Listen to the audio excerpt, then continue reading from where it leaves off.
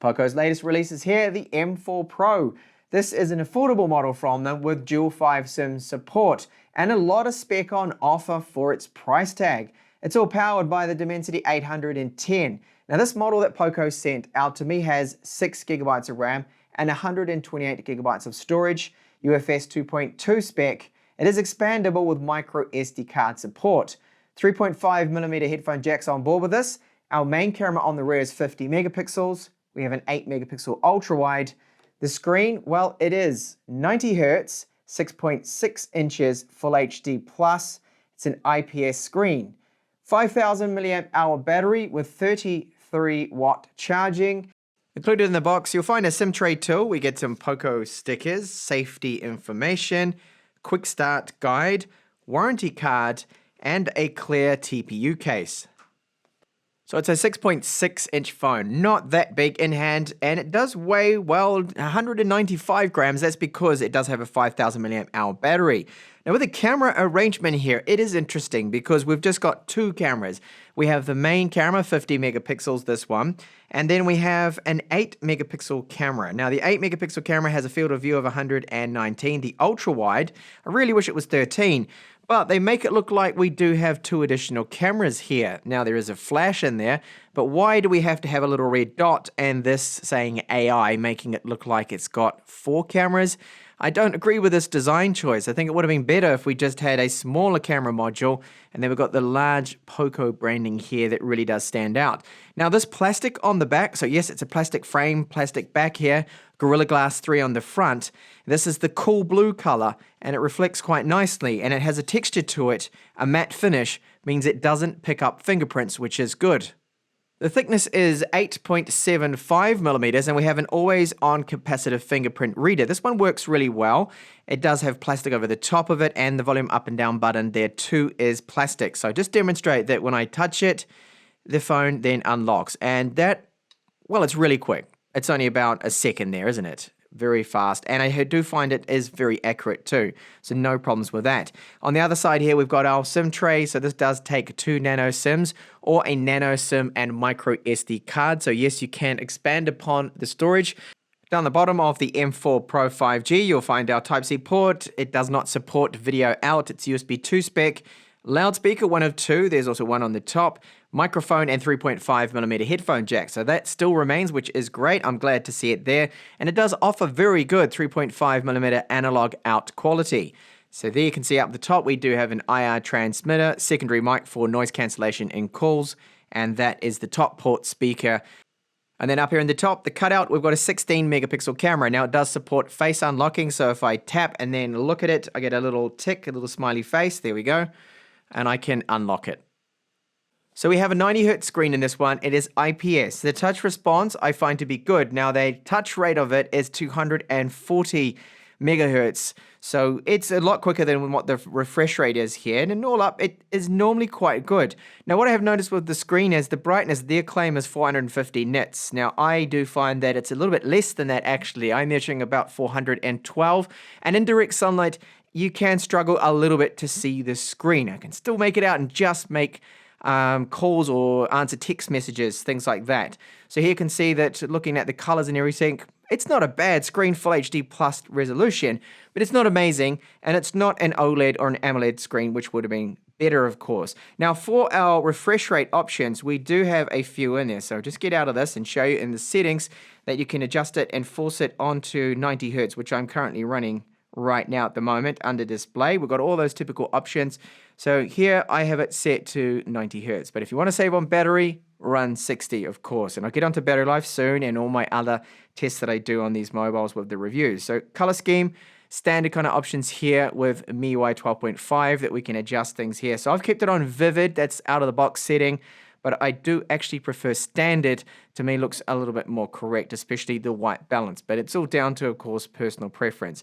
Scaling can be adjusted, all those typical settings you get with Android 11, which, of course, this is running. At the time of me publishing this video, I am on the latest firmware. There has been no extra updates, but do expect them to push any out for bug fixes and whatnot. So MIUI 12.5.1 stable it is.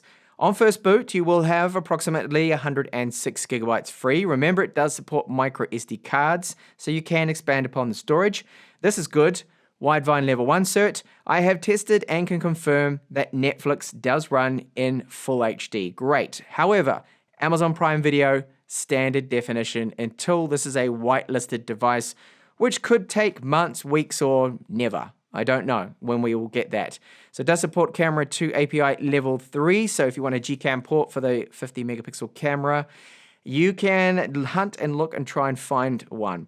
So with this Dimensity 810 chip, we do get an accuracy with GPS of 1 meter, and the GPS works well. A good average signal strength, and it's not like the MediaTek GPS we used to have about 2 or 3 years ago, which was hopeless, terrible. Not anymore. So Wi-Fi speeds will top out around 200 megabits per second, close to my router. There is no Wi-Fi 6 support, so no Wi-Fi AX, only Wi-Fi AC. Downstairs, the speed is okay, and for an affordable category phone here, this one, with this chipset, it's okay. So UFS 2.2, and very good speeds out of it. Random reads and writes are excellent. Sequential reads and the writes there too. This is one of the definite positives of this phone, is it has quick storage that you wouldn't normally find in this category of phone.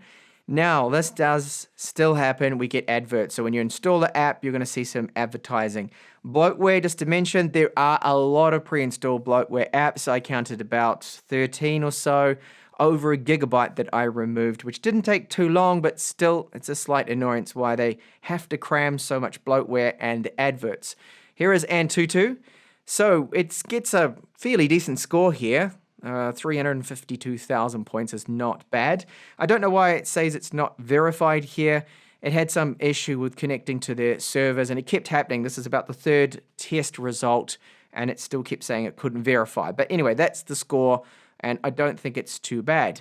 Battery life. So this was forcing it to 90 hertz. It runs from 100%, a fixed battery life test down to 20%, gives us the result. So 13 hours, 11 minutes is good. Real world use, you're looking at 9 to 10 hours. That's not bad at all. So good for battery life. Charge time now, it will take 51 minutes to go to 17% to 100. That is my time there. And their claim is 59 minutes to fully charge, which, yeah, I happen to believe. Sometimes it might be just over an hour. Still not bad, 33 watt charging to get from 0 to 100% in an hour for a 500 milliamp hour battery. It's okay. It's still good. So my time using the phone, I've encountered no bugs. So if you swipe from the left, top left, you get all your notifications there. And of course, all of our toggles. You can see at 90 hertz, it does seem quite quick. The only complaint I have is that sometimes with the full screen gestures, I've just noticed that it can sometimes show a tiny little bit of lag in this animation. It doesn't always happen. Most of the time, it'll be nice and fluid. And you probably think, what on earth is Chris talking about? I'm not seeing it at all. It's just now and then I've noticed it will do that little stutter. So all up, the performance is good. ROM stability seems to be fine. All notifications, everything's coming through. Signal reception, call quality, good, all fine there. And you can get onto 5G. It does support, in fact, dual 5G with this. Audio. So we've got 3.5 millimeter headphone support. Great. And it also does sound great. It's loud, it's clean and clear. That's good. We do have FM radio too on board, so if you're someone that still listens to FM radio, you've got it with this phone, so it does have quite a bit on offer. The IA transmitter, micro SD card support, dual 5G support, and 3.5, all at this price point is great. And dual loudspeakers, so most of the sound, most of the volume at least, is coming out of the bottom one.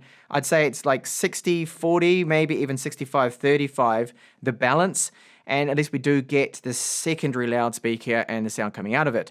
So the track I'm going to play you now is my standard track, and it's at 100% volume. You can hear that the volume is good. It sounds a little flat, so it's not an amazing loudspeaker, but it ticks the box there with the volume.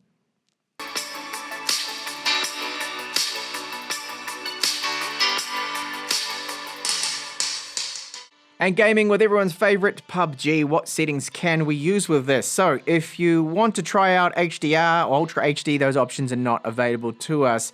And we get balanced, which gives us the ultra frame rate, 45 frames per second, and smooth, which is again, 45 frames per second, so no 60 or 90 support, which would be really good, but I'm not too sure the chipset would actually be able to handle a continual 90.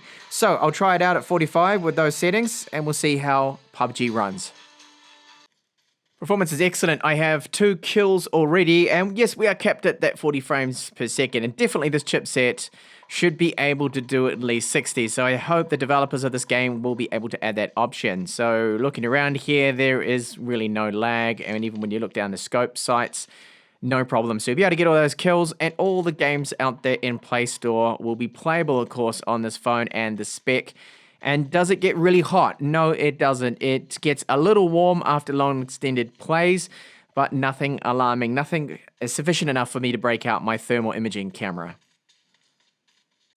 Moving over to our cameras now. So the front-facing camera, this one's 16 megapixels. It has electronic image stabilization. So you can see as I walk around that it is being smoothed out a little bit here. Now, the quality of the front-facing video here for 1080p, it seems to be okay, but it's certainly not the best I have seen. Now, when I step in and out of the shadow here, adjust to that quite well with the auto exposure right now. Bright background, it's still picking up my face okay here. So let's move over to the rear camera. So this rear footage from the 50 megapixel camera, I am really disappointed in this quality. It looks super washed out, lacking details. It really looks like 720p video that has been upscaled to 1080p. Yes, it has electronic image stabilization, but only at 1080p, 30 frames per second. You can shoot 60 frames per second, 1080p, but then it does not have any electronic image stabilization and shakes all over the place and even looks worse the quality. So a lot of room for improvement when it comes to video quality on the M4 Pro.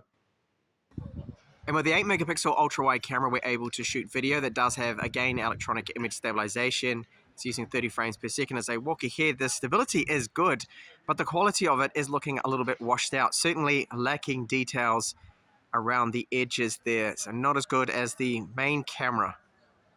Now, stills performance, it can take an okay still, the main 50 megapixel camera, plenty of detail captured, but sometimes looks a bit washed out. Selfies, stitching, definitely needs a bit of work.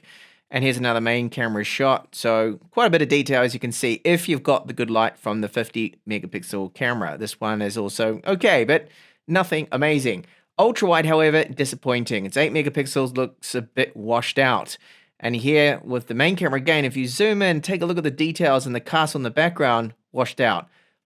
Low light, not that great either. It just boosts the brightness a little bit with the night mode. Here is another sample. So average cameras kind of expected for this price group. So all that is on offer here, what I do like about this phone is the build quality. Even though it's all plastic and we do have Gorilla Glass 3 on the front, it's not bad. It's a solid phone. We've got 33 watt fast charging, a 5,000 milliamp hour battery that does last for about 9 to 10 hours. And then you factor in, we've got micro SD card support, 3.5mm headphone jack, dual standby 5G support with this, and even an IR transmitter and FM radio. That's a lot there that's on offer. The ROM performance is in general very good and smooth, but what I don't like about this model is the fact that we've got quite a bit of bloatware when you first turn it on that you need to remove, lots of games and other junk. It does have advertisements just out of the box. When you install applications, you'll sometimes see that come up with the installer or the cleaner apps, some system apps. That shouldn't be there. And then now and then there's a few little lags I am seeing present when you multitask with this. And only when running full screen gestures though, it seems to happen with this. So that's a possible firmware update to fix it. So we've got the Widevine Level 1 cert, Netflix in Full HD. That is great to see there with it. The main camera takes a good photo. Ultra wide is quite weak, 8 megapixels. I would have preferred a 13 megapixel camera there. And what is with the design here? Making it look like it's got 4 cameras.